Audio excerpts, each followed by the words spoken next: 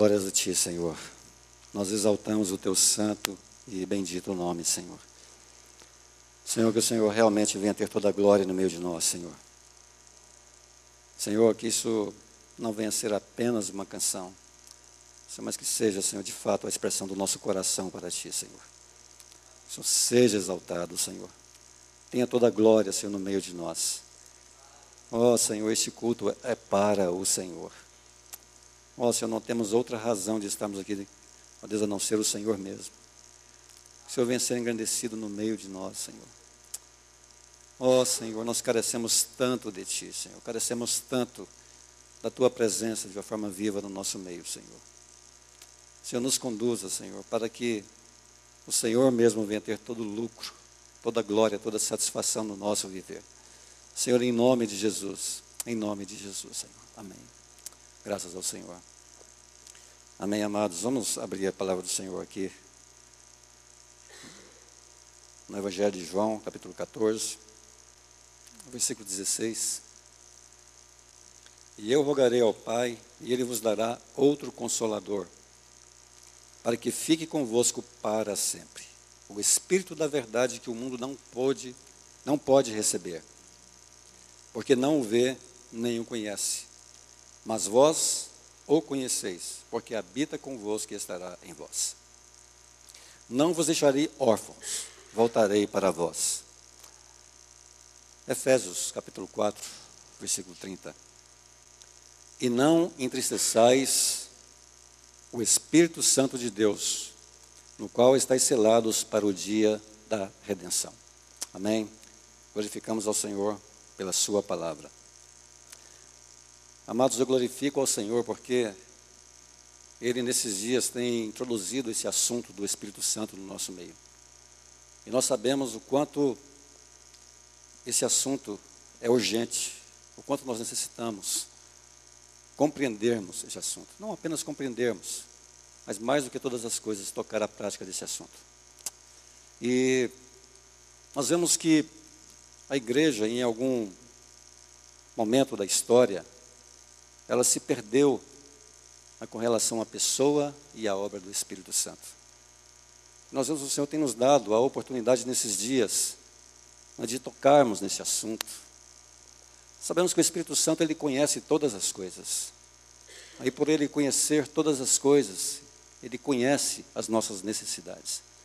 Ele sabe da nossa necessidade, de não apenas entendermos, de termos uma compreensão mental deste assunto, não apenas de nós conhecermos esse assunto teologicamente, mas muito mais do que isso, de nós tocarmos a realidade prática da sua vida em nós, da sua presença em nós, para que nós tenhamos no nosso dia a dia um relacionamento genuíno com Ele. Mas o quanto carecemos disso, o quanto carecemos desse relacionamento genuíno com o Espírito. É para isso que Ele tem nos chamado, é para isso que Ele tem falado a nós nesse tempo, porque o seu desejo é se relacionar intimamente conosco.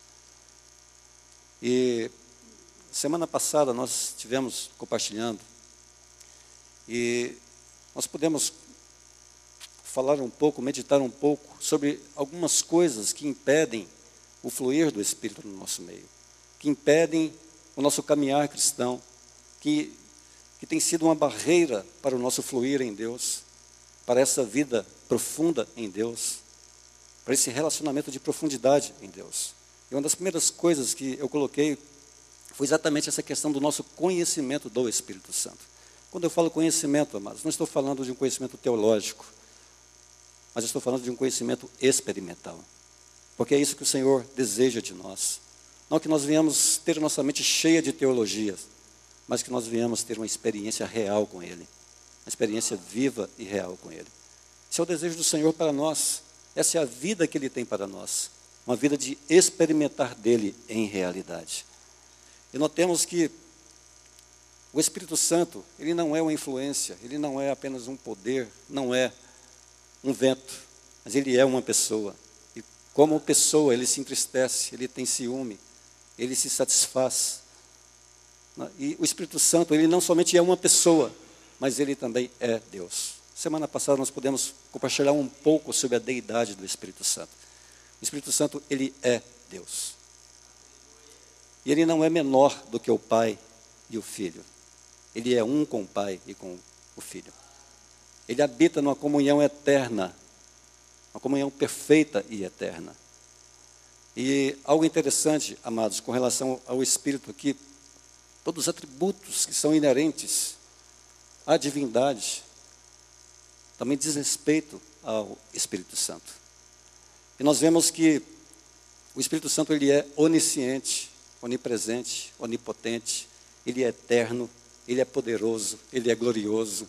O Espírito Santo, amados, é tudo isso, né? Tudo aquilo que diz respeito à divindade, diz respeito ao Espírito Santo. Ele é Deus.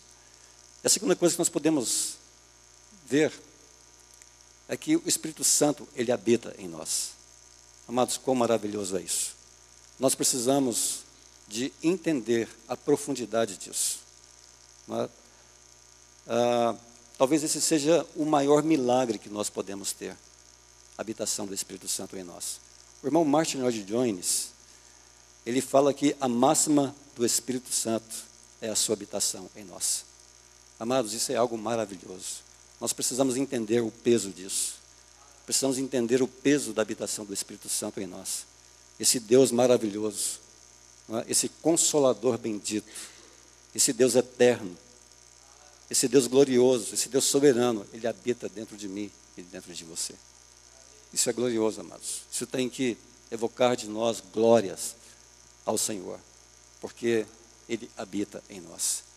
Então, nós vimos também sobre a obra do Espírito Santo, que a obra do Espírito Santo é a santificação.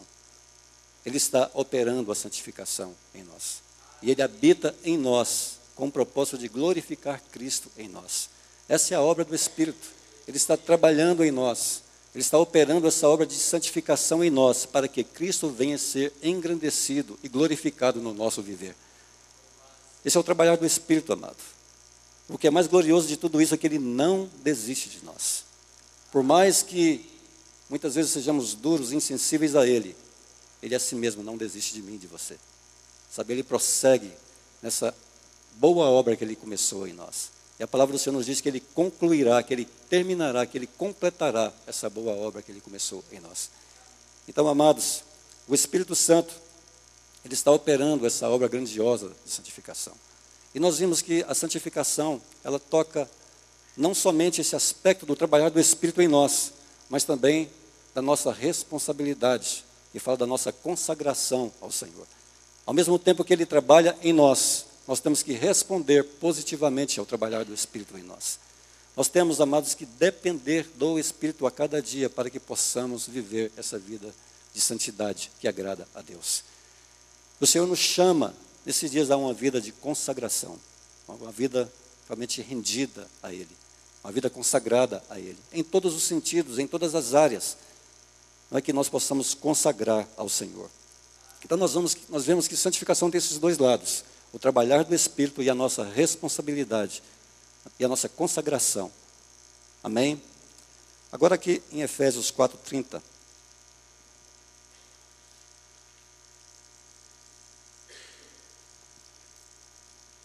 nós vemos: e não entristeçais o Espírito Santo de Deus, no qual estáis selados para o dia da redenção. A primeira coisa que nós vemos aqui é que o Espírito Santo, ele se entristece. Que nós podemos entristecer o Espírito Santo com as nossas atitudes. Agora, como pode isso, amados? Quando nós olhamos essa questão da divindade, nós precisamos de entender que Deus, ele não depende em nada daquilo que nós fazemos. Ou seja, aquilo que nós fazemos não muda em nada aquilo que Deus é. Ele é plenamente satisfeito na sua glória eterna. Ele é plenamente satisfeito na comunhão da Trindade. Ele habita numa comunhão eterna. O Pai, o Filho e o Espírito Santo é plenamente satisfeito nessa comunhão eterna da Trindade. E ele não depende em nada de nós. Aquilo que nós fazemos, aquilo que nós fazemos no nosso dia a dia, aquilo que nós fazemos para ele não muda uma vírgula naquilo que ele é. Ele é plenamente satisfeito em si mesmo, com sua glória eterna. Agora, como então nós podemos entristecer o Espírito? Amados, precisamos entender que o Espírito Santo ele habita em nós e o seu relacionamento conosco é em amor. O Espírito Santo ele se relaciona conosco em amor. Ele se relaciona em amor porque ele é amor. Em Romanos, no capítulo 5, versículo 5, se eu não me engano, nos diz que o amor de Deus está sendo derramado nos nossos corações pelo Espírito Santo que nos foi dado. Então ele é amor. Esse amor está sendo derramado em nossos corações dia após dia, porque o amor é uma realidade daquilo que o Espírito Santo é. E o relacionamento dele conosco é em amor. Agora, ele se entristece, né, quando nós não correspondemos a este imenso amor de Deus por nós. Quando nós não correspondemos a esse amor, que é o próprio Espírito dentro de nós. Então, amados, nós vemos que quando nós não correspondemos com a vontade de Deus, com a direção que o Espírito Santo nos dá, nós o entristecemos. E nós vimos algumas coisas que entristecem o Espírito Santo. Entristecemos o Espírito Santo quando ignoramos a sua presença. Nós vimos isso a semana passada. Eu estou simplesmente aqui relembrando daquilo que nós compartilhamos. Nós ignoramos a sua presença, amados, no nosso dia a dia, quando nós vivemos de uma forma como se ele não tivesse presente nas nossas vidas. Nós cuidamos dos nossos próprios negócios, mas deixando o Senhor de fora. Nós não dependemos do Espírito Santo para nada. Nós não dependemos dele para nada. Isso significa que nós estamos o ignorando. Amados, que isso venha inquietar os nossos corações. Porque nós vemos que essa questão da habitação do Espírito Santo em nós é algo tão sério, amados. E nós não podemos ignorar isso. Como eu disse, que essa é uma das coisas mais maravilhosas que nós podemos ter com relação ao Espírito Santo. A habitação dele em nós é o maior milagre que nós podemos ter.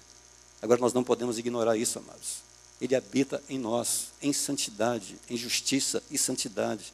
Como Paulo diz, que nós precisamos de considerar a bondade de Deus, mas também precisamos de considerar a severidade de Deus. Ele é santo, ele é amor, ele é bom, mas ele também é justo. Ele habita dentro de nós. Amém? Então precisamos considerar isso dia após dia. E nós temos que ter esse cuidado para não entristecermos o Espírito ignorando a sua presença. Ele habita em nós e ele está presente em nós, em todos os lugares e em todos os momentos. Onde quer que estejamos e o que quer que estejamos fazendo, ele está em nós. Amém? Nós vimos também que entristecemos o Espírito quando nós não consideramos a sua palavra, quando nós não reverenciamos a palavra, quando nós não vivemos de acordo com a palavra, quando nós não colocamos a palavra em prática. Nós entristecemos o Espírito, porque é o Espírito Santo, mas que a palavra de Deus nos diz que a palavra de Deus ela é inspiração do Espírito Santo. Então a palavra ela é a palavra do Espírito. E nós não podemos, amados, ignorar a palavra do Senhor, não apenas a palavra escrita, mas também aquilo que Ele está falando aos nossos corações nesses dias. Como diz na palavra do Senhor, quem tem ouvidos, ouça o que o Espírito diz às igrejas. Amém? Entristecemos o Espírito Santo quando o nosso coração está focado em outra coisa que não é o Senhor. O nosso coração tem que estar focado somente no Senhor, amados. Esse é um tempo que nós vivemos, um tempo onde as pessoas estão focadas em tantas coisas. Eu não estou nem colocando aqui os ímpios não, mas estou colocando nós mesmos que somos cristãos. Esse mundo vai nos engolfando. Ainda há pouco eu estava compartilhando com o Roberto sobre isso, que essa semana o quanto foi difícil, quantas coisas acumuladas nessa semana. Mas se nós não tivermos cuidado, essas coisas vão roubando o lugar de centralidade do Senhor nas nossas vidas.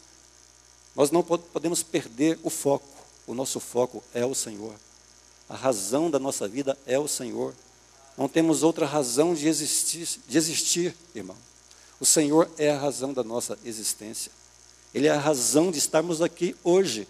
Nós não estamos aqui por causa de nós mesmos, buscando algo para nós mesmos, ou buscando um entretenimento. Nós estamos aqui porque o Espírito Santo nos trouxe a este lugar para que Cristo venha a ser glorificado e engrandecido em nós. Então, que essa venha a ser a nossa realidade de vida. Nós habitamos na presença do Senhor. Então, o Senhor habita em nós. E nós precisamos tocar essa realidade da vida de Cristo em nós. Ele é o nosso foco. Entristecemos o espírito quando o nosso ego está entronizado. O quanto isso é sério, não é? Hoje, o quanto temos nos tornado pessoas egoístas, pessoas egocêntricas, cheias de nós mesmos, cheias de querer, não é? E vamos deixando o Senhor de lado. O ego fala exatamente dessa natureza adâmica dentro de nós que nunca se converte. Amados irmãos, essa natureza, não existe outro remédio para ela, a não ser a cruz. A cruz trata com o nosso ego. E aqui em Lucas, no capítulo 9, versículo 23, vamos abrir. E dizia a todos: se alguém quer vir após mim, negue-se a si mesmo e tome cada dia a sua cruz e siga-me. A primeira coisa que nós podemos ver aqui, amados, ele diz: se alguém quer vir após mim, negue-se a si mesmo, tome a sua cruz e siga-me. A primeira coisa que podemos ver aqui é que o Senhor ele não nos impõe a cruz. A cruz não é uma imposição do Senhor para nós, mas Ele espera que nós a tomemos. E é algo interessante que esse tomar a cruz fala exatamente dessa renúncia de nós mesmos. Fala exatamente desse negar a nós mesmos, de nós renunciarmos à nossa vontade, de nós renunciarmos, de nós crucificarmos esse ego. E o quanto precisamos ser cuidadosos com relação a isso. Amados, porque nós não podemos permitir que o nosso ego, que a nossa vontade venha nos dominar. Nós não podemos permitir ser dominados pelo nosso ego. Nós precisamos crucificar o nosso ego a cada dia. Isso é uma experiência diária, amados. O que eu faço hoje não vai servir para amanhã. É uma experiência diária. A cada dia eu devo tomar a cruz. A cada dia eu devo crucificar o meu ego. Amém? Isso deve ser uma experiência diária para nós. Aqui em Filipenses, no capítulo 2, no versículo 5, nos diz: de sorte que haja em vós o mesmo sentimento que houve também em Cristo Jesus, que sendo em forma de Deus, não teve por usurpação ser igual a Deus, mas aniquilou-se a si mesmo, tomando a forma de servo, fazendo-se semelhante aos homens, e achado na forma de homem, humilhou-se a si mesmo, sendo obediente até a morte de cruz. Notemos, amados, que aqui no versículo 5 ele começa dizendo: de sorte que haja em vós o mesmo sentimento, ou seja, a mesma disposição. Algumas versões dizem o mesmo espírito. Então, que haja em nós o mesmo sentimento, a mesma disposição, de nós renunciarmos a nós mesmos. Veja, o Senhor Jesus, Ele sendo em forma de Deus, né? Sabemos que o Senhor Jesus, Ele é Deus com Deus. Lá no Evangelho de João, no capítulo 1, no versículo 1, nos diz que no princípio era o Verbo, e o Verbo estava com Deus, e o Verbo era Deus. Então, o Senhor Jesus, Ele é Deus com Deus. E agora aqui diz, aquele sendo em forma de Deus, Ele não teve por usurpação ser igual a Deus. Ou seja, Ele não pretendia usurpar o lugar de Deus. Ele não estava buscando preeminência. Ele não estava buscando satisfazer a sua própria vontade. E ele diz, mas aniquilou-se a si mesmo. O Senhor Jesus, ele se despojou de si mesmo. Não é? Ele deixou todas as suas insígnias. O Senhor Jesus, enquanto Ele esteve na terra, Ele não deixou a sua divindade. Ele era 100% homem e 100% Deus. Ele não deixou em nenhum momento a sua divindade, mas Ele aniquilou-se a si mesmo, tomando a forma de servo. Ele tomou a forma de servo. Servo fala exatamente de alguém que está submisso a outro. E foi exatamente isso que Ele fez. Enquanto Ele esteve aqui na terra, Ele esteve submisso à vontade do Pai. Tudo aquilo que Ele fazia, tudo aquilo que Ele realizou, não foi a sua própria vontade, não foi para si mesmo, mas foi para glorificar o Pai. Tudo aquilo que Ele fez em total obediência ao Pai. Ele anulou a si mesmo, Ele anulou a sua própria vontade, para que a vontade do Pai pudesse ser estabelecida.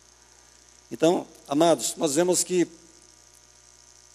mas aniquilou-se a si mesmo, tomando a forma de servo, fazendo-se semelhante aos homens. Isso fala da sua encarnação. Primeiro, no Evangelho de João, no capítulo 1, versículo 1, nos diz: e o Verbo se fez carne e habitou entre nós, e vimos a sua glória como a glória do unigênito do Pai, cheio de graça e de verdade. Então nós vemos que o Senhor Jesus, ele se encarnou, ele se fez homem. Nessa escala de humilhação, ele não apenas renunciou a si mesmo, mas ele tomou a forma de servo, e também ele se tornou semelhante aos homens, ele se encarnou. E achado na forma de homem, ele humilhou-se a si mesmo, sendo obediente até a morte de cruz. Então nós temos, amados, o que o apóstolo Paulo diz no versículo 5? Que haja em vós o mesmo sentimento, que haja em vós a mesma disposição, que possa haver em nós essa mesma disposição de renunciar a nós mesmos, de tomarmos também essa forma de servo, de sermos de fato servos do nosso Senhor Jesus Cristo, para que Ele venha ser engrandecido no nosso viver. Amados, e que haja em nós essa disposição de tomar a cruz. Que possamos, em obediência, tomarmos a cruz no nosso dia a dia, para que possamos seguir a Jesus. E Ele venha ser engrandecido no nosso viver. Amém? A cruz, ela trata exatamente com o nosso ego. Aqui em Romanos, no capítulo 6, nós vemos algumas coisas que já é realidade nas nossas vidas. Versículo 6. Sabendo isso, que o nosso velho homem foi com ele crucificado, para que o corpo do pecado seja desfeito, a fim de que não sirvamos mais ao pecado. Versículo 8. Se já morremos com Cristo, cremos também que com Ele viveremos. Agora versículo 11. Assim também vós, considerai-vos como mortos para o pecado, mas vivos para Deus em Cristo Jesus, nosso Senhor. Não reine, portanto, o pecado em vosso corpo mortal, para lhe obedecerdes em suas concupiscências. Nem tampouco apresenteis os vossos membros ao pecado como instrumento de iniquidade, mas apresentai-vos a Deus como vivos dentre os mortos, e os vossos membros a Deus como instrumento de justiça. Então notemos, amados, que precisamos considerar essa realidade de que nós estamos mortos para o pecado. Amados, isso é algo que precisamos considerar dia após dia, que nós estamos mortos para o pecado, e que esse pecado agora ele não reina mais nas nossas vidas. Ele diz: não reine, portanto, o pecado em vosso corpo mortal. Primeiramente ele diz para nós considerarmos, agora ele diz para não reine o pecado. Em terceiro diz: nem tampouco apresenteis os vossos membros ao pecado por instrumento de iniquidade. Amados, que esse venha ser o nosso viver, que nós possamos considerar essa realidade daquilo que Cristo fez por nós. Quando Cristo morreu na cruz, nós morremos com Ele. Quando Cristo ressuscitou, nós também ressuscitamos com Ele. E no versículo 4 aqui, ele diz para que nós andemos em novidade de vida. Essa novidade de vida aqui não simplesmente é uma vida nova, mas não é simplesmente isso, amados. Fala exatamente da vida de Cristo em nós, de Cristo viver a sua vida em nós. Aquilo que Paulo disse: não mais vivo eu, mas Cristo vive em mim. Gálatas 2:20. Então, essa é a novidade de vida. Cristo vivendo a sua vida em nós. Nós vivendo para a glória de Cristo Jesus. Cristo vivendo em nós, nós vivendo em Cristo. Nós entremesclados com Cristo. Essa é a nova vida que a palavra está se referindo. Então, amados, o quanto isso é sério, que o Senhor nos ajude para que nós venhamos ter essa disposição de crucificar o nosso ego dia após dia, para que Cristo venha ser engrandecido em nós. Aqui em Efésios, no capítulo 4, versículo 30. E não entristeçais o Espírito Santo de Deus, no qual estáis selados para o dia da redenção. Notamos que o apóstolo Paulo, ele coloca esse versículo aqui exatamente nesse contexto prático aqui do capítulo 4. Sabemos que a carta aos Efésios é dividida em duas partes, a parte doutrinária e a parte prática. A parte doutrinária compreende do capítulo 1 ao 3. E a parte prática do capítulo 4 até o capítulo 6. E aqui no versículo 1, ele diz: rogo-vos, pois eu, o preso do Senhor, que andeis como é digno da vocação com que foste chamados. Notemos que ele diz: rogo-vos, pois eu. Essa expressão rogo-vos nos mostra que esse é um clamor do coração de Paulo para que esses irmãos pudessem atentar para essas verdades que ele havia falado. Para que esses irmãos pudessem atentar para aquilo que ele estava dizendo. E essa palavrinha, pois, é uma conjunção que faz a ligação entre aquilo que ele havia dito e com aquilo que ele estava falando que ainda iria dizer. Faz a ligação exatamente da parte doutrinária com a parte prática. Essa palavrinha, pois, aqui, faz essa ligação.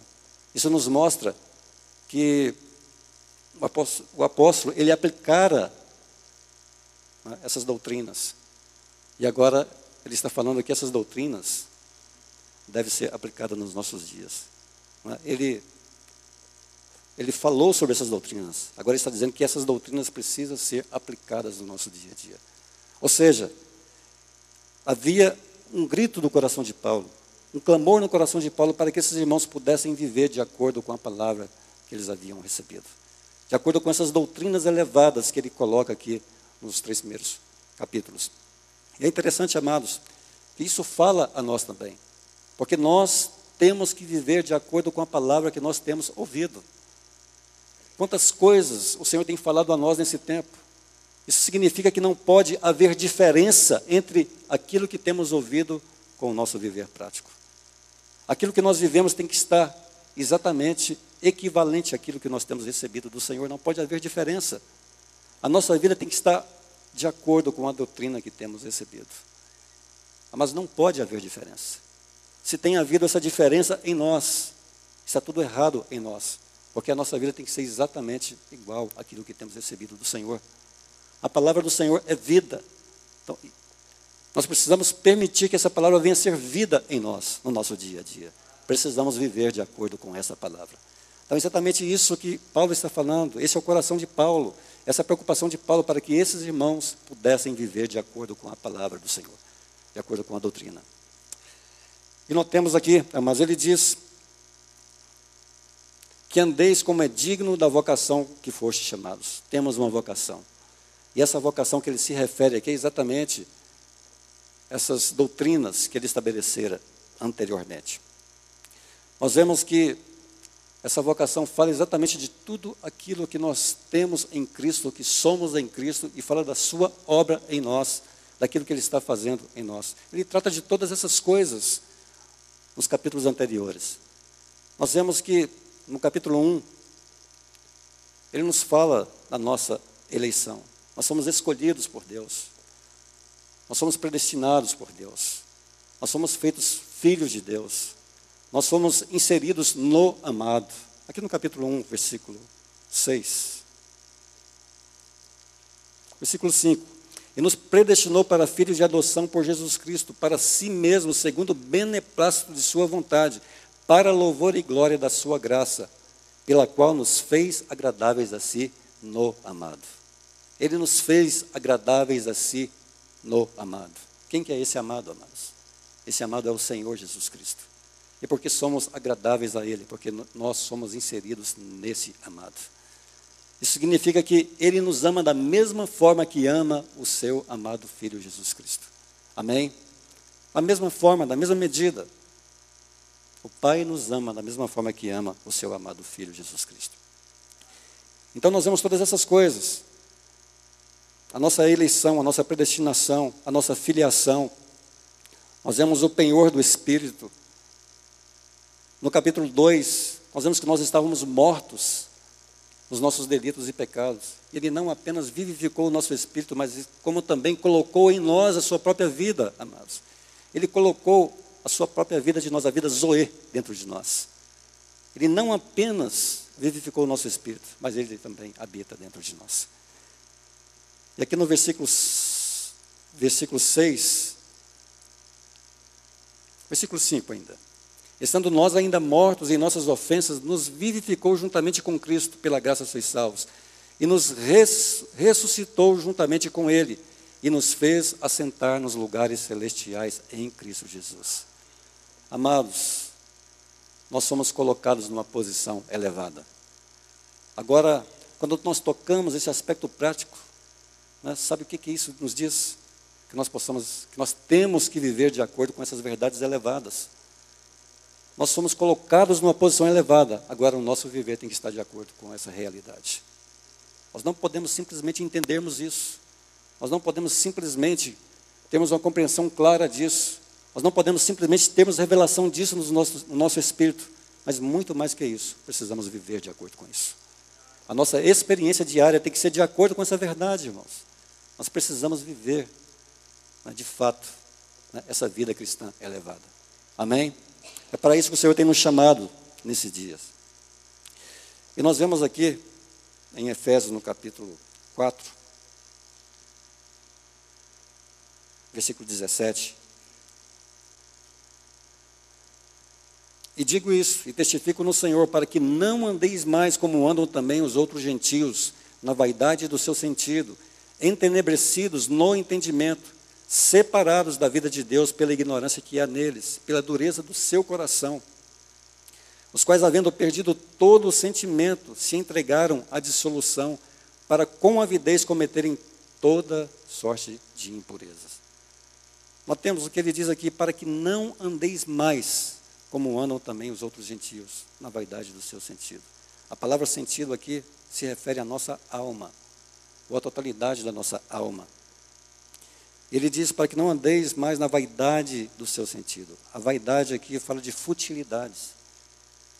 Então, Paulo está falando aqui para que nós não andemos mais de acordo com os gentios, porque a vida deles é fútil, não tem razão de ser, é uma vida sem sentido, uma vida sem propósito.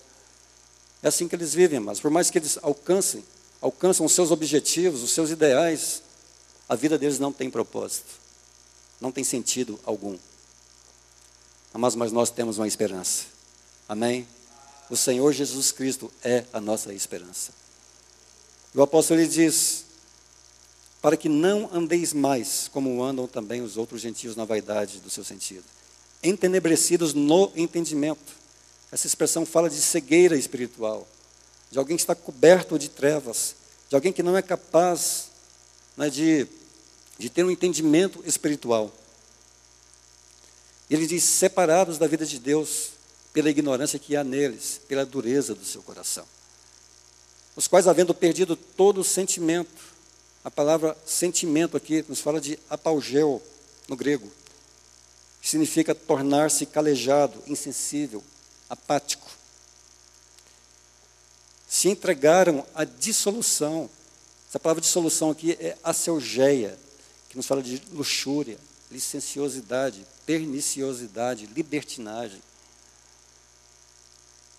Para com avidez, ou para com um desejo intenso, cometerem toda impureza. Essa palavra impureza aqui fala exatamente de luxúria, não é, de um caráter devasso. E ele diz ainda, mas vós não aprendestes assim a Cristo. Esse mas faz exatamente esse contraste, né, entre a vida desses gentios e a nossa vida em Cristo Jesus. Porque nós não temos aprendido assim a Cristo. E não aprendido de Cristo, mas aprendido a Cristo. Isso fala exatamente desse conhecimento experimental do nosso Senhor. Então Paulo está mostrando aqui que eles não podiam mais viver como viviam esses outros gentios. Porque agora a vida deles era completamente diferente. Ele não podia mais viver dessa maneira. E no versículo 21 ele diz, se é que o tendes ouvido e nele fostes ensinados, como está a verdade em Jesus. Que quanto ao trato passado, vos despojeis do velho homem, que se corrompe pela concupiscência do engano, e vos renoveis no espírito do vosso entendimento, e vos revistais do novo homem, que segundo Deus é criado em verdadeira justiça e santidade. Amém, queridos? Essa é a palavra de Deus para nós. Agora, a partir do versículo 5, ele vem tratar de coisas bem práticas. A partir do versículo 25, de coisas bem práticas que tocam o nosso dia a dia. Ele diz, pelo que deixai a mentira e falai a verdade, cada um com o seu próximo.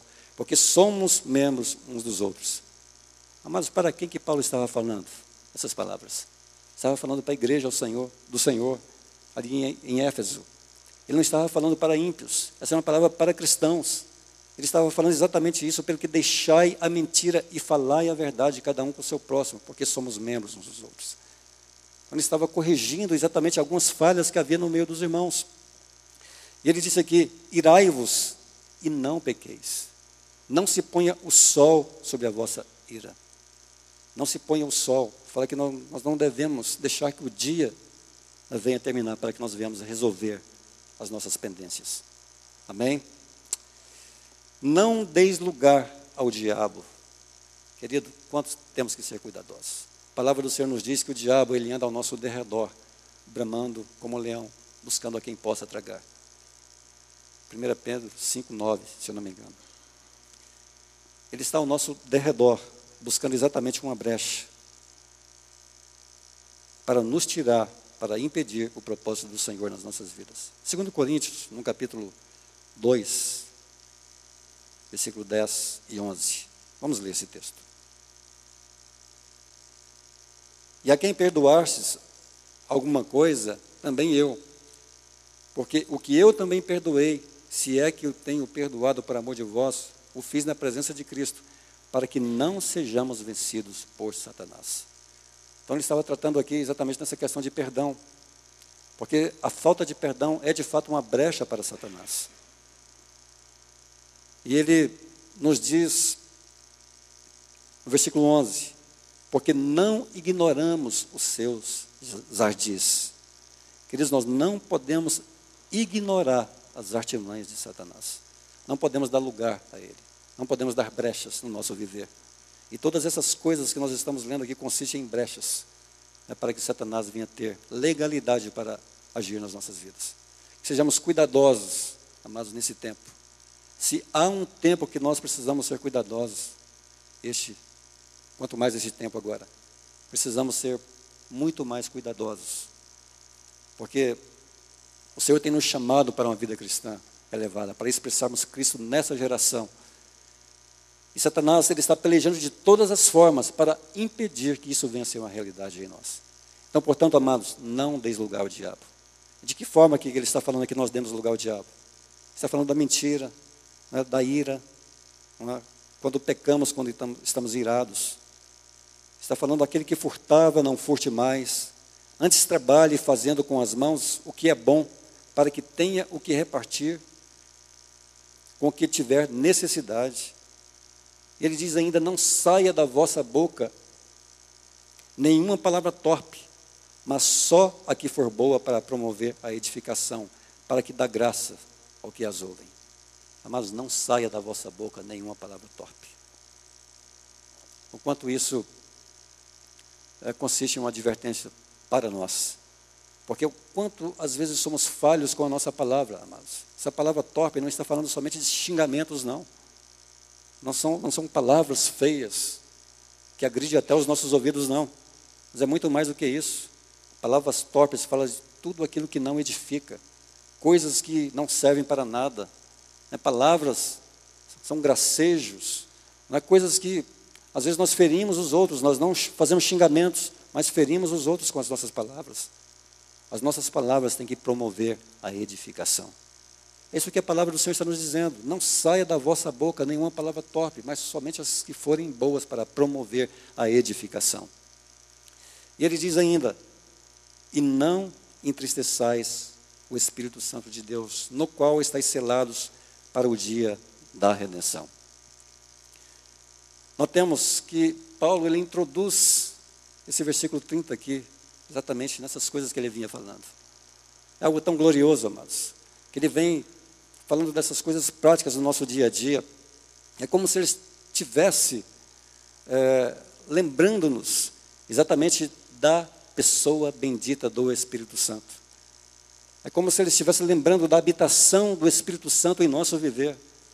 Que nós devemos fazer essas coisas, nós não devemos praticar essas coisas que ele fala anteriormente aqui, não por causa de nós mesmos, não para sermos pessoas melhores, porque nós podemos até nos tornarmos pessoas melhores pelo nosso esforço, Se nós nos esforçarmos um pouco, se nós temos um certo cuidado, nós nos tornamos pessoas melhores. Mas não é disso que ele está falando. Ele está falando de algo muito maior. Ele está falando que nós devemos evitar certas coisas.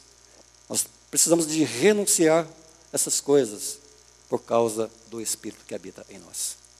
Porque essas coisas entristecem o Espírito. Essas coisas, amados, entristecem completamente o Espírito Santo de Deus. Ele habita em nós e Ele tem ciúmes de nós. E quando nós estamos juntos, nós falamos palavras de gracejos, quando nós não respeitamos as pessoas que estão ao nosso redor, essas coisas entristecem o Espírito, amados. Precisamos ser cuidadosos com relação a isso. Precisamos ser cuidadosos com o nosso viver prático. Precisamos ser cuidadosos com as nossas palavras no nosso lar. Né? Marido e mulher, né? O quanto precisa ser cuidadoso com relação às suas palavras. Porque naquele momento que está, né, com seus ânimos exaltados, né, o quanto é fácil falarmos coisas, né, que agride um ao outro. Mas isso entristece o Espírito Santo de Deus.